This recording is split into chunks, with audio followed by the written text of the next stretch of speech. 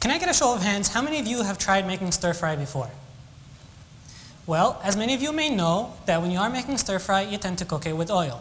Now, as an experimental cook myself, I have last tried to cook it with a healthy approach and cooked it simply with just water. But then I thought to myself, how could it be stir fry without the addition of a little bit of oil? So I did exactly that. Now, I bet you guys are probably wondering, Hasam, what in the world are you doing? Oil and water don't mix together. And that is precisely correct. But let's think about this for a moment. If 2/3 of the human body consists of just water, and oil and water don't mix together, how does our body handle all the oils and fats it produces? And let's have a closer look. So zooming in on the human body, we know we have an organ system with multiple organs.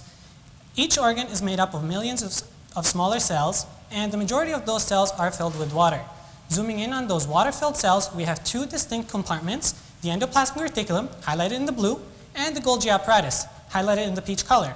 Between them lies my protein of interest, the oxysterol binding protein, or OSBP for short. Now OSBP works by attaching itself to both compartments at the same time, and it starts off by picking up cholesterol from the ER, where cholesterol is made, transferring it to the Golgi in exchange for a lipid, and takes that lipid back to the ER. Kind of like the Energizer Bunny. How? I'll show you. Now the Energizer Bunny, with a big drum on its belly, it starts off by hitting one side of the drum, then hitting the other, and keeps going back and forth. Kind of like my protein. Picks up the cholesterol, transfers it, picks up the lipid, and transfers it, and keeps going back and forth. Now a recent study has shown that by making a chemical modification, such as adding a phosphate group to our protein, it will bind faster, allowing us to believe that, hey, this process will actually work faster. Now, going back to the Energizer Bunny example, think of this phosphate group as an extra battery source.